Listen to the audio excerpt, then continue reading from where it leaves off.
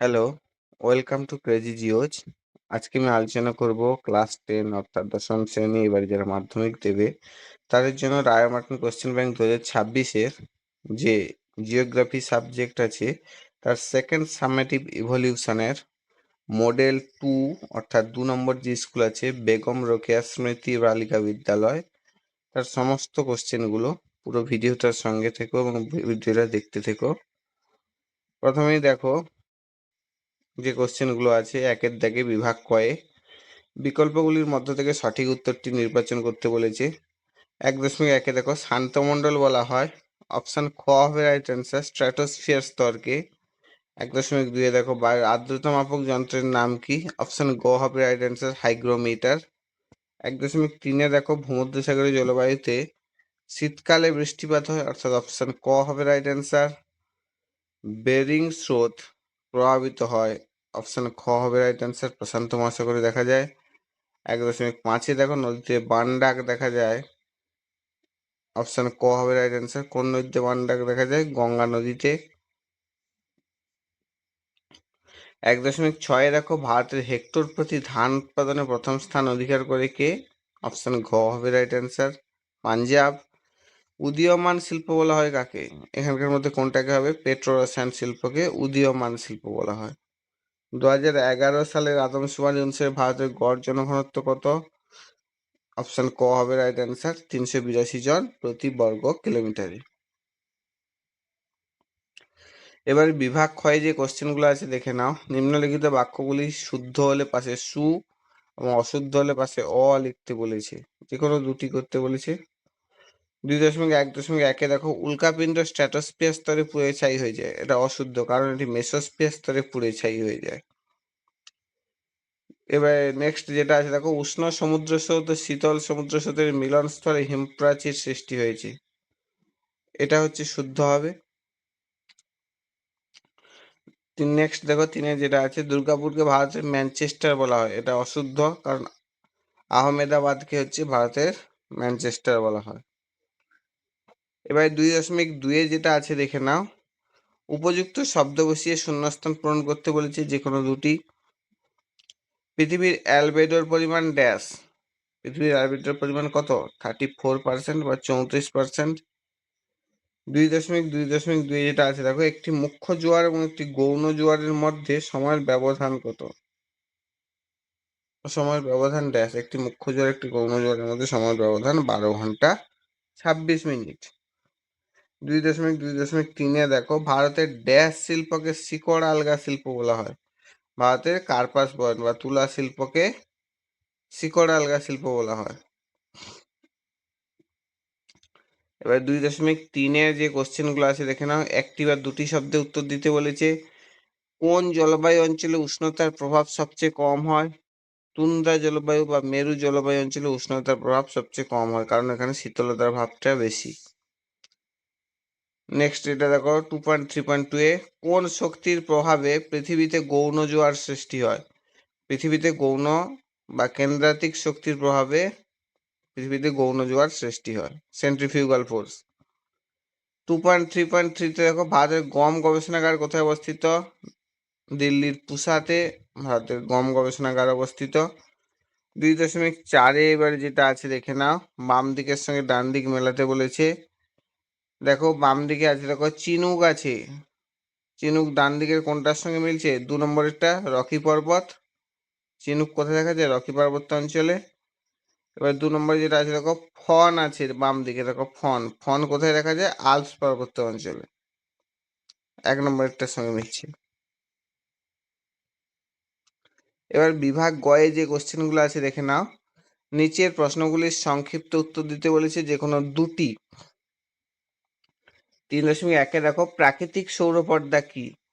প্রাকৃতিক সৌরপর্দাটা কি? যেটাকে ওজোন লেয়ার বলা হয়। ওজোন স্তরকে প্রাকৃতিক সৌরপর্দা বলা হয়। বায়ুমণ্ডলের স্ট্র্যাটোস্ফিয়ার স্তরে অবস্থিত এই ওজোন, যার সংকেত হচ্ছে O3 অর্থাৎ 3টি অক্সিজেন পরমাণুর সমন্বয়ে গঠিত গ্যাস, সূর্যের ক্ষতিকর অতিবেগুনি রশ্মিকে শোষণ করে পৃথিবীতে আসতে বাধা দেয়,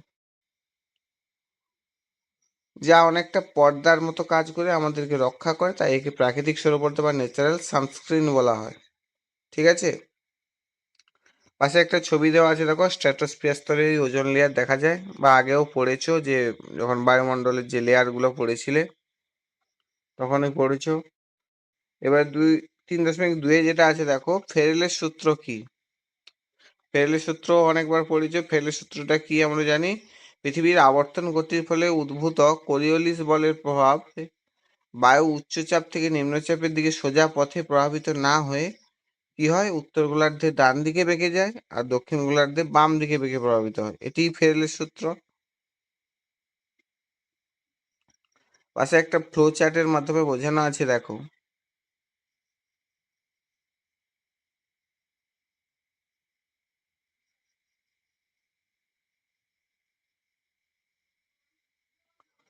এবারে 3.3 দেখো, সাঁড়াসাঁড়ি মান বলতে কি বোঝো? বর্ষাকালে হচ্ছে ভরা কোটালের দিন ভাগীরথী হুগলি নদীর গুটি পথের বিপরীত দিক থেকে ভীষণ গর্জন করে যে প্রবল বান ভাসে, এটা আসে হতো, সরি, এটা টাইপিং মিস্টেক হয়ে গেছে, আসে হতো, তাকে সাঁড়াসাঁড়ি বান বলে। বর্ষাকালে ভরা কোটালের দিন ভাগীরথী হুগলি নদীর গুটি পথের বিপরীত দিক থেকে ভীষণ গর্জন করে যে প্রবল বান আসে। এর বৈশিষ্ট্য কি? 1 নম্বর, এই বান কখনো কখনো 6 থেকে 8 মিটার পর্যন্ত উঁচু হয়। 2 নম্বর, এই বান যখন আসে তখন নদীর স্বাভাবিক স্রোতের বিপরীতে বা উজানের দিকে ছুটে আসা জোয়ারের জলস্রোতের সঙ্গে স্ফীত ভাগীরথী হুগলির স্বাভাবিক জলস্রোতের সংঘর্ষ হওয়ার জন্য দ্বন্দ্বরত দুটি ষাঁড়ের গর্জনের মতো ভীষণ আওয়াজ সৃষ্টি হয়, তাই থেকে সাঁড়াসাঁড়ি বান বলা হয়। মানে নদীর স্বাভাবিক স্রোত যে দিক থেকে থাকে তার বিপরীত দিক থেকে কিন্তু ছুটে আসে এটা। এটাই এর মেন বৈশিষ্ট্য। আর এর উচ্চতা 6 থেকে 8 মিটার হয়, আর প্রচন্ড জলের সংঘর্ষের ফলে দুটি স্রোতের ভীষণ আওয়াজ হয়। এইবারে দেখো 3.4 দেখো, শৈবাল সাগর কি? যেটাকে সার্গোসা সি বলা হয়। শান্ত মহাসাগরের মধ্যভাগের স্রোতহীন শৈবাল বা আগাছা ভরা শান্ত অংশকে শৈবাল সাগর বা সার্গোসা সি বলা হচ্ছে। পাশে একটা ছবি দেওয়া আছে, দেখো সার্গোসা সি, যেটা নর্থ আটলান্টিক ওশেনে বা উত্তর আটলান্টিক ওশেনে দেখা যায় মেনলি। শান্ত মহাসাগরের মধ্যভাগে স্রোতহীন ওই অংশটা, শৈবাল বা আগাছা ভরা শান্ত অংশ, যেখানে জলের খুব একটা স্রোত নেই, খুব শান্ত অবস্থায় বিরাজমান, সেটাকে সার্গোসা সি বলছে। উদাহরণ কি দেওয়া আছে দেখো, যেটা ছবিতে দেওয়া আছে পাশে মানচিত্রে। উত্তর আটলান্টিক মহাসাগরের উপসাগরীয় স্রোত আর ক্যানারি স্রোত ও উত্তর নিরক্ষীয় স্রোতের মধ্যবর্তী স্থানে কয়েক হাজার বর্গ কিলোমিটার বিস্তৃত এলাকা জুড়ে একটি বিশাল শৈবাল সাগর সৃষ্টি হয়েছে। ঠিক আছে, এটা হচ্ছে এক্সাম্পল। এবার 3.5 দেখো, বাণিজ্যিক ফসল কাকে বলে উদাহরণ দিতে বলেছে। প্রধানত কৃষিভিত্তিক বাণিজ্য বা রপ্তানির জন্য যেসব ফসল উৎপাদন করা হয় সেই সব ফসলকে বাণিজ্যিক ফসল বলা হয়। অবশ্য দেশের মধ্যেও এই ফসল ব্যবহৃত হতে পারে। মানে শুধু যে বাণিজ্যের উদ্দেশ্যে, মানে বিদেশে রপ্তানির জন্য হয় তা নয়, দেশের মধ্যেও বাণিজ্য হয়। উদাহরণ কি, ভারতের চা আছে, কফি আছে, কাজু বাদাম আছে, পাশের ছবিগুলো দেওয়া আছে দেখবে, যেগুলো হচ্ছে বাণিজ্যিক ফসলের উদাহরণ। এবারে 3.6 যেটা আছে দেখে নাও, ইঞ্জিনিয়ারিং শিল্প বলতে কি বোঝো? ইঞ্জিনিয়ারিং শিল্প বলতে কি, বিভিন্ন প্রকার ধাতু তথা ইস্পাত, তামা, অ্যালুমিনিয়াম, দস্তা প্রভৃতি ব্যবহার করে উন্নত প্রযুক্তিবিদ্যার সাহায্যে যেসব ভারী ও হালকা মাঝারি যন্ত্রপাতি তৈরি করা হয় তাকে ইঞ্জিনিয়ারিং বা পূর্ত শিল্প বলা হয়। পাশে বিভিন্ন ছবি দেওয়া আছে, দেখো একটা জাহাজ নির্মাণ শিল্প, একটা ট্রেনের বিভিন্ন যে সরঞ্জাম বা ট্রেনের বগি তৈরি হয়, ইঞ্জিন তৈরি হয়, রেল ইঞ্জিন তৈরি হয়, যেটা কোথায়, বর্ধমানের চিত্তরঞ্জনে হয়ে থাকে। বা ছোটোখাটো বিভিন্ন জিনিস যেমন ঘড়ি, ইলেকট্রনিক্স ঘড়ি বা এমনি ডায়াল ঘড়ি যেগুলো আছে, বা এটসেট্রা, ছোট হতে পারে, বড় হতে মোবাইল রিপেয়ারিং হতে পারে, বা মোবাইল নির্মাণ শিল্প হতে পারে, কম্পিউটার নির্মাণ শিল্প, টেলিভিশন, ক্যামেরা, বা বড় ভারী ইঞ্জিনিয়ারিং শিল্প। পাশে একটা ছবি দেওয়া আছে দেখো,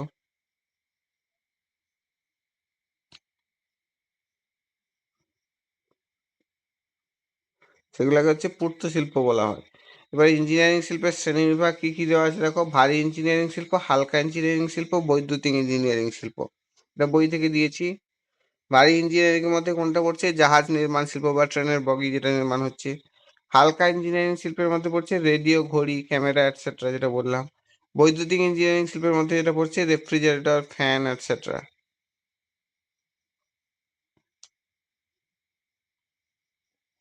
ঠিক আছে, এবার নেক্সট দেখো 3.7 আউটসোর্সিং কি? আউটসোর্সিং কি? দ্রুত কাজ বা দক্ষতা বৃদ্ধি বা কম খরচের জন্য কোনো একটি সংস্থা যখন বাইরের অন্য কোনো সংস্থার মাধ্যমে কাজ করিয়ে নেয় তাকে আউটসোর্সিং বলে। এর ফলে কাজের মানটা বৃদ্ধি পায়। 3.8 দেখো আধুনিক যোগাযোগ ব্যবস্থার দুটি মাধ্যমের নাম লিখতে বলেছি। আধুনিক যোগাযোগ ব্যবস্থার দুটি মাধ্যম হলো কি, একটা ইন্টারনেটের সাথে কি ইমেল ব্যবহার করা হয়, এবং স্মার্টফোন। এগুলো হচ্ছে আধুনিক যোগাযোগ ব্যবস্থার দুটি মাধ্যম। এবার বিভাগ ঘয়ে দেখো সংক্ষিপ্ত ব্যাখ্যামূলক উত্তর দিতে বলছে যে কোনো দুটি। বৈপরীত্য উষ্ণতা বলতে কি বুঝো? 4.1 দেখো, আমরা জানি উচ্চতা বৃদ্ধির সঙ্গে সঙ্গে উষ্ণতা কি হয়? হ্রাস পায়। যদি কোনো কারণে উচ্চতা বৃদ্ধির সঙ্গে সঙ্গে সেই উষ্ণতাটা হ্রাস না পেয়ে বৃদ্ধি পায় তাহলে তাকে বৈপরীত্য উত্তাপ বলে।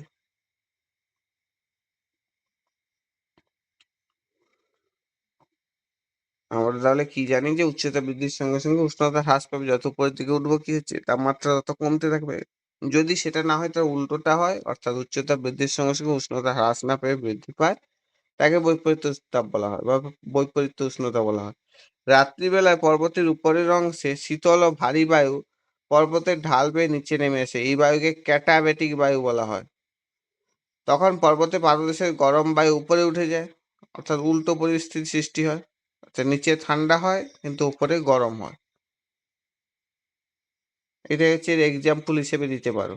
ঠিক আছে, ওই রাত্রিবেলায় পর্বতের ঢাল বেয়ে যে শীতল ভারী বায়ু উপর, পাশে একটা ক্যাটাবেটিক বায়ুর একটা স্কেচ ডায়াগ্রাম দেওয়া আছে দেখ। 4.2 দেখো অশ্ব অক্ষাংশ কাকে বলে? 25 ডিগ্রি থেকে 35 ডিগ্রি উত্তর দক্ষিণ অক্ষাংশকে অশ্ব অক্ষাংশ বলা হয়।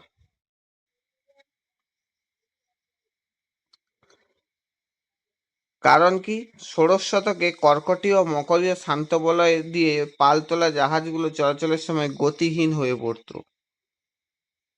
মধ্যপ্রাচ্য ইউরোপ থেকে আসা ঘোড়াভর্তি বাণিজ্যিক জাহাজগুলোর ওজন কমানোর জন্য সেই সময় কি করতো, পানীয় জল ও খাবারের সংকট এড়াতে জীবন্ত ঘোড়াগুলিকে আটলান্টিক মহাসাগরে ফেলে দিত। এই কারণেই নামকরণ হয়েছে অশ্ব অক্ষাংশ। কি কি কারণে? জাহাজের ওজন কমাতে আর পানীয় জল আর খাবারের সংকট এড়ানোর জন্য। যেহেতু জাহাজ গতিহীন হয়ে পড়তো ওই অক্ষাংশে এসে, 25 থেকে 35 ডিগ্রি উত্তর বা দক্ষিণ অক্ষাংশের মধ্যে জাহাজ এগোতে অনেকটা সময় লাগতো তখন। তার জন্য কি করতো, ওই খাবার বা পানীয় জল বাঁচানোর জন্য আর জাহাজের ওজনটা কমানোর জন্য, যাতে জাহাজটা খুব তাড়াতাড়ি এগোতে পারে এবং খাবার পানীয় জলটা ঠিকঠাক সময় পর্যন্ত চলে, ওই আটলান্টিক মহাসাগরে জীবন্ত ঘোড়াগুলোকে ফেলে দিত সেই সময়। এই কারণেই এর নামকরণ হয়েছে অশ্ব অক্ষাংশ। ঠিক আছে, এবারে 4.3 আছে দেখো জোয়ার ভাটার 3টি ফলাফল লিখতে বলেছে। জোয়ার ভাটার ফলাফল কি? 1 নম্বরে বলি যদি নৌ চলাচলের সুবিধা করে, বাসের ছবি একটা দেওয়া দেখো। জোয়ারের সময় নদীগুলিতে জলের মাত্রা বৃদ্ধি পায়, ফলে নৌ চলাচলের সুবিধা হয়। 2 নম্বরে কি? কৃষিকাজ ও পানীয় জলের ক্ষতি। জোয়ারের সময় সমুদ্রের লবণাক্ত জল প্রবেশের কারণে নদীর জলে লবণের মাত্রা বৃদ্ধি পায়, ফলে ওই জল সেচ কার্য ও পানীয় ক্ষেত্রে ব্যবহারের অযোগ্য হয়ে ওঠে। এটা একটা ফলাফল, এটা কিন্তু কোনো সুবিধা অসুবিধা বলছি না, ফলাফল বলছি। সেটা সুবিধা হতে পারে, অসুবিধাও হতে পারে। আর মৎস্য শিকারে একটা সুবিধা হয়। জোয়ারের সময় সমুদ্রের মাছ নদীতে প্রবেশ করে, ফলে নদীগুলিতে মাছের যোগান বাড়ে, বিশেষ করে সুন্দরবন সাইডে এসব নদী আছে, বিদ্যাধরী, গোসাবা, হাড়িভাঙা এটসেট্রা নদীতে কি হচ্ছে, জোয়ারের জল ঢুকছে, ফলে হচ্ছে জেলেরা মৎস্য শিকার করে। 4.4 দেখো সমুদ্র স্রোত সৃষ্টির 3টি কারণ লিখতে বলেছে। কি কি কারণ হতে পারে? 1 নম্বরে দেখো নিয়ত বায়ু প্রবাহ হতে পারে। নিয়ত বায়ু প্রবাহ সমুদ্র স্রোত সৃষ্টির প্রধান কারণ। নিয়ত বায়ু প্রবাহ কলি সমুদ্রের উপর দিয়ে প্রভাবিত হওয়ার সময় সমুদ্রের উপরে জলরাশিকে নিজের প্রবাহ এবং এর দিকে চালিত করে। এইভাবে বায়ুপ্রবাহ সমুদ্র স্রোতের সৃষ্টি করে, অর্থাৎ বাতাস এদিক থেকে বইছে, সেই দিকে যেই দিক থেকে যেদিকে যাচ্ছে সেই দিকে জলরাশিকেও সেই দিক থেকে সেই দিকে নিয়ে যায়। ফলে কি হচ্ছে, জলের উপর একটা আলোড়ন বা স্রোত সৃষ্টি হচ্ছে। এটা হচ্ছে নিয়ত বায়ুপ্রবাহের দ্বারা সৃষ্টি হচ্ছে, এটা একটা কারণ। এবারে অপশন বি এ যেটা আছে দেখো, সমুদ্র জলে উষ্ণতার তারতম্য হলে। নিরক্ষীয় ক্রান্তীয় অঞ্চলে বেশি উষ্ণতার জন্য সমুদ্র জল বেশি উষ্ণ হয় এবং বাষ্পায়ন বেশি হয়। এই উষ্ণ জল হালকা বলে সমুদ্রের উপরের অংশ দিয়ে পৃষ্ঠস্রোত বা বহিঃস্রোত রূপে শীতল মেরু অঞ্চলের দিকে বয়ে যায়। জলের এই শূন্যতা পূরণের জন্য তখন মেরু অঞ্চলের শীতল ও ভারী জল সমুদ্রের তলদেশ দিয়ে নিরক্ষীয় ক্রান্তীয় অঞ্চলের দিকে অন্তঃস্রোত রূপে বয়ে যায়। এভাবে সমুদ্র স্রোত সৃষ্টি করে। অর্থাৎ সোজা কথায় যদি এটা আমি বুঝিয়ে বলি, যে কোনো একটা সমুদ্রের জল যখন উপর থেকে বাষ্পীভূত হচ্ছে, সেখানে কি হচ্ছে, জলের পরিমাণ কমছে। নিরক্ষীয় অঞ্চলে মেল করে হয়, নিরক্ষীয় বা ক্রান্তীয় অঞ্চলে, কারণ সূর্য এখানে কি হবে, লম্বভাবে কিরণ দেয়, সেখানে জল কমছে। সেই জলের ঘাটতিটা পূরণ করার জন্য কি হচ্ছে, মেরু অঞ্চলের দিক থেকে জলটা আসছে স্রোত আকারে। সেটা শীতল হতে পারে, মেরু অঞ্চল থেকে যেহেতু আসছে সেহেতু শীতল তো হবেই। এইভাবে হচ্ছে এক প্রকার সমুদ্র স্রোতের সৃষ্টি। এটা 2 নম্বর কারণ, সমুদ্র জলের উষ্ণতার তারতম্য। 3 নম্বরের কারণ কি আছে, পৃথিবীর আবর্তন গতি। পৃথিবীর আবর্তন গতির জন্য সমুদ্রের জলরাশি সোজা পথে প্রভাবিত হতে পারে না। ফেরলে সূত্র অনুসারে উত্তর গোলার্ধের ডান দিকে এবং দক্ষিণ গোলার্ধের বাম দিকে বেঁকে যায়। কারণ কি, নিয়ত বায়ু প্রবাহ সেম কাজ করে থাকে, সেই জন্য সমুদ্র স্রোতের দিক পরিবর্তন হয়। এটা আবর্তন গতির কারণে হয়ে থাকে। এবং নতুন নতুন সমুদ্র স্রোতের এর ফলে সেই উৎপত্তি হয়, যেমন উপসাগরীয় স্রোত আবর্তন গতির প্রভাবে ডান দিকে মেঘে উত্তর আটলান্টিক স্রোতের উৎপত্তি ঘটায়। ঠিক আছে, এটা এক্সাম্পল হিসেবে দেবে। এবারে বিভাগ মতে দেখো 5.1, যে কোনো একটি প্রশ্ন উত্তর দিতে বলেছে। 5.1.1 দেখো, বৃষ্টিপাতের শ্রেণীবিভাগ করে যে কোনো দুটি ভাগ সম্পর্কে চিত্র সহ আলোচনা করতে বলেছে। ভূপৃষ্ঠের জলরাশি যখন তরল রূপে পতিত হয় তখন তাকে বৃষ্টিপাত বলে আমরা জানি। পৃথিবীতে সাধারণত 3 প্রকার বৃষ্টিপাত সংঘটিত হয়। একটা হচ্ছে পরিচলন বৃষ্টিপাত, যেটা কনভেকশনাল রেনফল। একটা শৈলক্ষেপ বৃষ্টিপাত, যেটা ওরোগ্রাফিক রেনফল। একটা ঘূর্ণাবর্তজনিত বৃষ্টিপাত, যেটা সাইক্লোনিক রেন। 3টা ছবি দেওয়া আছে, এমনি স্কেচ ছবি বলতে পারো, গুগল থেকে নেওয়া। এবারে দেখো পরিচলন বৃষ্টিপাত, যে কোনো দুটো লিখতে বলেছে। পরিচলন বৃষ্টিপাতটা কেমন হয়, যেটা আগেও পড়েছো। ভূপৃষ্ঠ উষ্ণ হলে, এটা উষ্ণ হতো, টাইপিং মিস্টেক একটু হয়ে গেছে, ভূপৃষ্ঠ উষ্ণ হলে, উষ্ণ হবে। উষ্ণ হলে পরিচালন পদ্ধতিতে জলীয় বাষ্পপূর্ণ বায়ু প্রবল বেগে উপরে উঠে শীতল ও ঘনীভূত হয়ে যে বৃষ্টিপাত ঘটায়, সেই বৃষ্টিপাতকে পরিচলন বৃষ্টিপাত নামে পরিচিত। পাশে একটা ছবি দেওয়া আছে দেখো, ভূপৃষ্ঠ উত্তপ্ত হচ্ছে, দিয়ে কি হচ্ছে, সমুদ্রের জল কি হচ্ছে, ইভাপোরেশন হচ্ছে। ইভাপোরেশন হয়ে কি হচ্ছে, কন্ডেনসেশন হচ্ছে, ক্লাউড সৃষ্টি করছে, অর্থাৎ মেঘের সৃষ্টি হচ্ছে। সেই ক্লাউড কি রেনফল আকারে কোথায় হচ্ছে, পর্বতের প্রতিবাদ ঢালে বৃষ্টি আকারে পতিত হচ্ছে। এই প্রসেসটা দেওয়া আছে দেখো পদ্ধতি। ভূপৃষ্ঠের যে সমস্ত স্থানে জলভাগ বেশি, সেখানে দিনের বেলায় প্রখর সূর্য কিরণে জলীয়বাষ্পপূর্ণ হালকা ও প্রসারিত হয়ে দ্রুত অনেক উপরে উঠে গিয়ে শীতল ও ঘনীভূত হয়ে প্রথমে মেঘের সৃষ্টি করে, যেটা বললাম, ছবিতে দেওয়া আছে দেখো। পরে ওই মেঘে উপস্থিত জলকণাগুলি পরস্পর যুক্ত হয়ে ক্রমশ বড় হয়েও ভূপৃষ্ঠের মধ্যাকর্ষণ শক্তির টানে ভূপৃষ্ঠে পরিচলন বৃষ্টিরূপে নেমে আসে।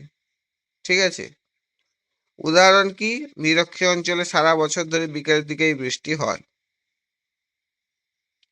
এবার 2 নম্বরে যেটা আলোচনা করছি দেখো, শৈলক্ষেপ বৃষ্টিপাত।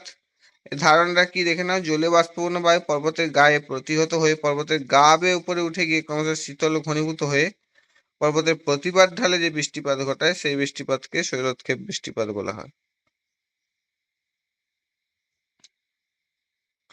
পাশে একটা ছবি দেওয়া আছে দেখো, এটা কিরকম প্রসেস হয়ে থাকে। জলীয় বাষ্পপূর্ণ বায়ু হচ্ছে কি হচ্ছে, পর্বতের ঢাল বেয়ে উপরে উঠছে, ফার্স্টে সমুদ্র থেকে এসে উপরে উঠে কি হচ্ছে, বাধা পাচ্ছে পর্বতে, বাধা পেয়ে প্রসারিত হয়ে শীতল ও ঘনীভূত হচ্ছে, মানে তার কন্ডেনসেশন হচ্ছে। এর ফলে জলীয়বাষ্প পর্বতের প্রতিবাদ ঢালে কি করছে, ওই মেঘ যেহেতু সৃষ্টি হলো, তা যখন জলকণাগুলা যখন আর ধরে রাখার ক্ষমতা থাকবে না, অর্থাৎ জলকণাগুলার যখন ওয়েট বাড়বে, একে অপরের সঙ্গে সংযুক্ত হয়ে, তখন কি হবে? মাধ্যাকর্ষণ শক্তির টানে জলকণা বা বরফকণা আকারে ভূপৃষ্ঠে পতিত হবে। সেটা প্রতিবাদ ঢালে হয়ে থাকে। এরপর পর্বত অতিক্রম করে ওই বায়ু যখন বিপরীত দিকে অনুবাদ ঢালে যায়, তখন কি হচ্ছে? অতি জলীয় বাষ্প ধারণ ক্ষমতা জলীয় বাষ্পের পরিমাণ কমে গেছে, ড্রাই হয়ে গেছে এয়ার। তখন কি হচ্ছে? অনুবাদ ঢালে গিয়ে উষ্ণতা বাড়ার সঙ্গে সঙ্গে নতুন করে জলীয় বাষ্প ধারণ ক্ষমতা আরো বেড়ে যায়। তখন আর জল ত্যাগ করার ক্ষমতা থাকে না, তখন ধারণ ক্ষমতা বেড়ে যায়। তখন কি হচ্ছে? অনুবাদ ঢালে বা সংলগ্ন এলাকায় বৃষ্টিপাত খুব কম হয় এবং বৃষ্টির ছায়া অঞ্চলে তৈরি হয়, অর্থাৎ র্যান্ড শ্যাডো রিজিয়নে তৈরি হয়। উদাহরণ কি? মেঘালয়ের খাসি পাহাড়ের দক্ষিণ ঢালে অবস্থিত চেরাপুঞ্জি মৌসিনরামের দক্ষিণ পশ্চিম মৌসুমী বায়ুর প্রভাবে প্রবল শৈলতক্ষেপ বৃষ্টিপাত হলেও খাসি পাহাড়ের উত্তর দিকে অর্থাৎ অনুপাত ঢালে অবস্থিত শিলংয়ে বৃষ্টির ছায়া অঞ্চলে পরিণত হয়েছে। এই কোশ্চেনগুলো আগেও পড়েছো, ঠিক আছে? এবারে 5.1.2 এ দেখো, ভরা কটাল ও মরা কটালের সম্পদে চিত্র সহ আলোচনা করতে বলেছে। জোয়ারের প্রাবল্য অনুসারে জোয়ার দুই প্রকারের হয়, একটা হচ্ছে ভরা জোয়ার বা ভরা কটাল, আর একটা হচ্ছে মরা জোয়ার বা মরা কটাল। ভরা জোয়ারটা কি বা ভরা কটালটা কি? অমাবস্যা এবং পূর্ণিমা তিথিতে যদি পৃথিবী, চাঁদ এবং সূর্য একই সরল রেখায় অবস্থান করে, পাশে একটা ছবি দেওয়া আছে, ফার্স্টে পৃথিবী, তারপরে চাঁদ, তারপরে সূর্য একই সরল রেখায় অবস্থান করছে,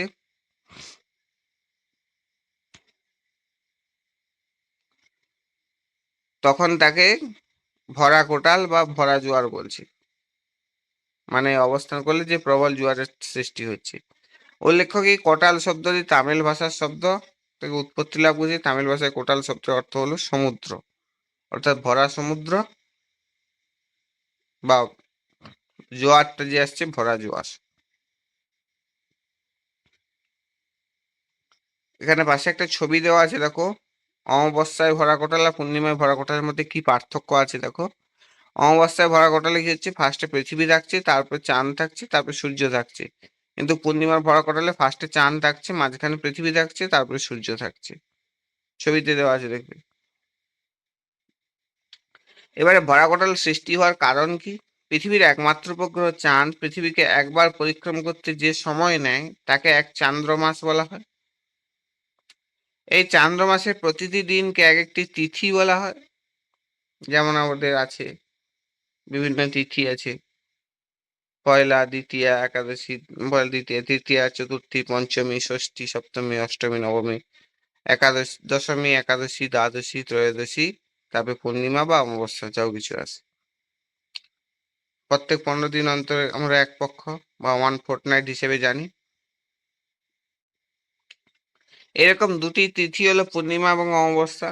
এই পূর্ণিমা এবং অমাবস্যায় পৃথিবী এবং চাঁদ এমন অবস্থানে আসে যাতে পৃথিবীর উপর চাঁদের আকর্ষণ সর্বাধিক হয়।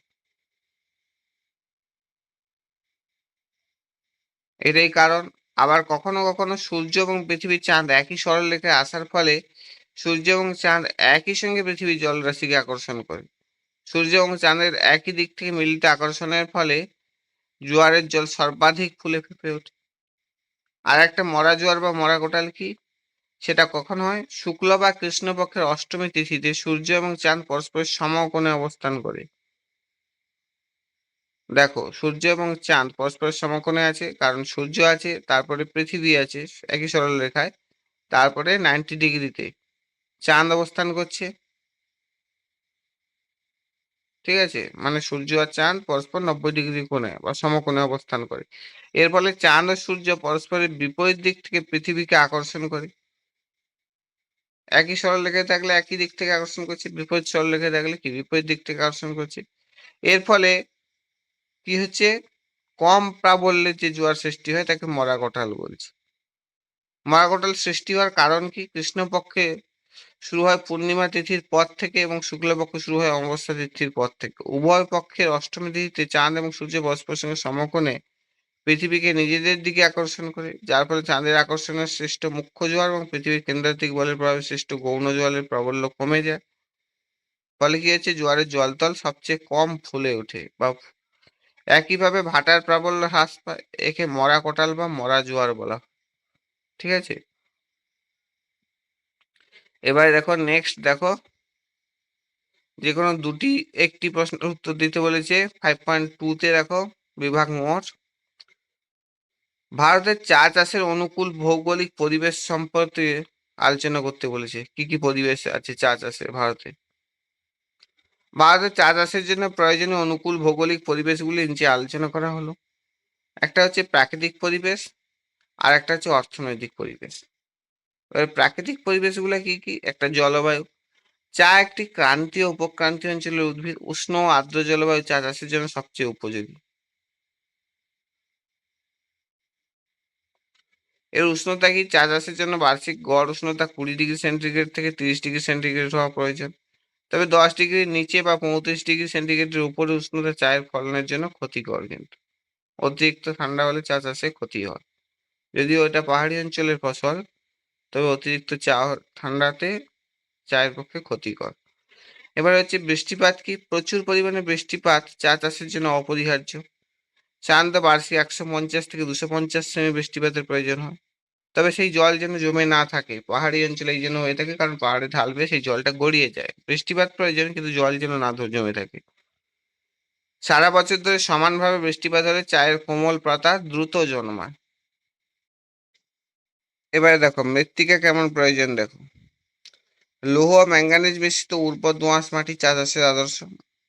লৌহ আর ম্যাঙ্গানিজের পরিমাণটা বেশি থাকবে, আর দোআঁশ টাইপের হবে, অর্থাৎ বালি এবং কাদার ভাগ প্রায় সমান সমান। আর মাটিতে হিউমাস অর্থাৎ পচনশীল পাতা বা উদ্ভিদের অংশ পরিমাণ বেশি থাকলে ভালো হয়। আর ভূমি কেমন দরকার? চা গাছের গোড়ায় জল দাঁড়ানো অত্যন্ত ক্ষতিকর, তাই জল নিকাশির সুবিধাযুক্ত ঢালু পাহাড়ি জমি চা চাষের জন্য উপযোগী, আগেই বললাম। এবারে অর্থনৈতিক পরিবেশ কেমন? শ্রমিক প্রয়োজন। চায়ের কচি পাতা তোলার জন্য প্রচুর দক্ষ সস্তা শ্রমিকের প্রয়োজন হয়। সাধারণত মহিলা শ্রমিকরা এই কাজে বেশি দক্ষ হন। পাশে একটা ছবি দেওয়া আছে, দেখবে মহিলারা পিঠে ঝুড়ি নিয়ে চা তুলছেন। এবার মূলধন দেখো। চা বাগান তৈরি, চায়ের চারা রোপণ এবং চা প্রক্রিয়াকরণের জন্য প্রচুর মূলধনের প্রয়োজন হয়। পরিবহন ও বাজারের প্রয়োজন। পচনশীল নয় এমন চা দ্রুত বাজারে পাঠানোর জন্য উন্নত পরিবহন ব্যবস্থা এবং নিকটবর্তী বাজারের উপস্থিত প্রয়োজন। এবারে 5.2.2-তে যে কোশ্চেনটা আছে দেখে নাও। পূর্ব ও মধ্য ভারতে লৌহ ইস্পাত শিল্পের একদেশী ভবনের কারণগুলি আলোচনা করতে বলেছে। পূর্ব মধ্য ভারতে লৌহ ইস্পাত শিল্পে একদেশী ভবন বা কেন্দ্রীয় ভবনের কারণ ভারতের অধিকাংশ লোহা ও ইস্পাত কারখানা গড়ে উঠেছে পূর্ব মধ্য ভারতে। এগুলি হলো পূর্ব ভারতের দুর্গাপুর, কুলটি, বার্নপুর, জামশেদপুর, রৌরকেল্লা, বোকারো ও ভারতের ভিলাই। এছাড়াও এই অঞ্চলে আরও কয়েকটি লৌহ ইস্পাত কেন্দ্র নির্মাণের প্রকল্প গৃহীত হয়েছে। এই অঞ্চলে লৌহ ইস্পাত শিল্পের যে এক কেন্দ্রী ভবন বা একদেশী ভবনের কারণগুলি কি কি? 1 নম্বরে হচ্ছে জলের সহজলভ্যতা। কারণ কি? এই শিল্পের জন্য প্রয়োজনীয় জল দামোদর, বরাকর, সুবর্ণরেখা, খড়কাই, শঙ্খ, ব্রাহ্মণী, দক্ষিণ কোয়েল প্রভৃতি নদ নদী থেকে সহজেই পাওয়া যায়। এছাড়া টেন্ডুলা জলধারা এবং মন্দিরে জলধারা থেকেও জল পাওয়া যায়। এটা একটা কারণ। পর্যাপ্ত বিদ্যুৎ শক্তির দরকার। পূর্ব মধ্য ভারতে প্রচুর কয়লা নির্ভর বৃহদায়তন তাপবিদ্যুৎ কেন্দ্র গড়ে উঠেছে, যেমন পূর্ব ভারতের দুর্গাপুর, মেজিয়া, দিশেরগড়, বক্রেশ্বর পশ্চিমবঙ্গের, পত্রাতু বোকারো ঝাড়খণ্ডের, তালচের ওড়িশার আছে প্রভৃতি। এবং মধ্য ভারতে কোরবা আছে ছত্তিশগড়ের, বিন্ধ্যাচল আছে মধ্যপ্রদেশ প্রভৃতি। এছাড়া হীরাকুদ ও সিলেবুর জলবিদ্যুৎ কেন্দ্র জলবিদ্যুৎ প্রাপ্তির সুবিধা পূর্ব মধ্য ভারতের লৌহ ইস্পাত শিল্পে কেন্দ্রীয় ভবনের সহায়ক করেছে। এখানে ওই নদীগুলার নাম, প্রত্যেকটা পয়েন্টে জায়গার নাম, নদীর নাম, এগুলো ভালোভাবে মনে রাখবে, দিলে হচ্ছে গল্পের মতো লিখতে পারবে খুব সহজ। এইবার 3 নম্বরে দেখো কাঁচামালের সহজলভ্যতা। লৌহ ইস্পাত শিল্পের প্রধান কাঁচামালগুলি হলো কয়লা। পূর্ব ভারতের রানীগঞ্জ, ঝরিয়া, বোকারো থেকে কয়লা পাওয়া যায়। 2 নম্বর হচ্ছে আকরিক। গোয়া, বাদাম পাহাড়, নয়ামন্দি এই স্থানগুলি থেকে আকরিক লোহা পাওয়া যায়। 3 নম্বরে ওই আকরিক পয়েন্টটা আকরিক লোহা হবে, কিন্তু ভুলবশত হয়তো ছেড়ে গেছি, ওটা আকরিক লোহা হবে পয়েন্টটা। সিতে চুনা পাথর। বীরমিত্রপুর, ভবনাথপুর প্রভৃতি স্থান থেকে চুনা পাথর সহজলভ্যতা পাওয়া যায়। ডলোমাইট। উড়িষ্যার সম্বলপুর, গ্যাংপুর, সুন্দরগড় থেকে ডলোমাইট পাওয়ার সুবিধা। ম্যাঙ্গানিজ। গাংপুর, বোনাই হচ্ছে উড়িষ্যার, এবং ম্যাঙ্গানিজ পাওয়া যায়। এইসব কারণগুলি হচ্ছে কাঁচামালের সহজলভ্যতা আছে, এইসব জায়গাগুলো থেকে খুব সহজেই পাওয়া যায়। এবার 4 নম্বরে দেখো উন্নত পরিবহন ব্যবস্থা। ভারতীয় রেলপথের বিভিন্ন শাখা, পূর্ব ও দক্ষিণ পূর্ব রেলপথ এবং NH2, 6, 23, 31, 33 সব ন্যাশনাল হাইওয়ে, এগুলো প্রভৃতি জাতীয় সড়ক এই অঞ্চলের উপর দিয়ে প্রসারিত হওয়ার দেশের যে কোনো অঞ্চলের সঙ্গে সহজেই যোগাযোগ ও পণ্যদ্রব্যের আদান প্রদান করা যায়। এবারে 5 নম্বর কারণ যেটা, বন্দরের নৈকট্য আছে। কলকাতা আছে পাশেই, হলদিয়া আছে, বিশাখাপত্তনম আছে এবং পারাদ্বীপের মতো দেশের গুরুত্বপূর্ণ বন্দরের সান্নিধ্যে এই অঞ্চলে লৌহ ইস্পাত শিল্পের উন্নতিতে বিশেষ সহায়তা করেছে। আর অন্যান্য কারণের মধ্যে একটা আছে সুলভ শ্রমিকের প্রাচুর্য। পূর্ব ভারতের বিহার, ঝাড়খণ্ড, ওড়িশা এবং পশ্চিমবঙ্গ, মধ্যভারতের ছত্তিশগড়, মধ্যপ্রদেশ প্রভৃতি রাজ্যে যথেষ্ট জনবহুল হয়। এখানে কি হচ্ছে, যথেষ্ট সংখ্যক হচ্ছে সুলভ ও দক্ষ শ্রমিক পাওয়া যায়। ঠিক আছে, এইগুলো হচ্ছে কারণ। এখানে এই কোশ্চেনগুলো, এইসব কোশ্চেনের ক্ষেত্রে মেনলি জায়গাগুলোর নাম বা নদ নদীর নাম থাকলে সেগুলা মেনলি মনে রাখবে। বাকিটা তুমি তাহলে গল্পের মতোই নিজে থেকে বানিয়ে লিখতে হবে। মেনলি তোমাকে এখানে মনে রাখতে হবে কোথায় কোন রাস্তা গেছে, কোন নদ নদীর জল ব্যবহার করা হয় বা কোথাকার শ্রমিক ব্যবহার করা হয়, বা মূলধন কোথা থেকে আসে, কাঁচামাল কোথা থেকে আসে, অ্যাটসেট্রা গুলো মনে রাখলেই বাকিটা গল্পের মতো বানিয়ে লিখতে পারবে। ঠিক আছে, থ্যাংক ইউ ফর ওয়াচিং। এতটুকু পর্যন্তই। ভালো লাগলে বন্ধুদেরকে শেয়ার করো, একটা লাইক করে দেবে। আর কোনো কিছু বুঝতে না পারলে কমেন্ট করো, আবার দ্বিতীয়বার বোঝানোর চেষ্টা করবো। কোনো কিছু জানার থাকলেও কমেন্ট করো। আর সাবস্ক্রাইব করে বেল আইকনটা প্রেস করে দেবে যাতে পরবর্তী ভিডিওগুলো খুব তাড়াতাড়ি পাও। Thank you, tata.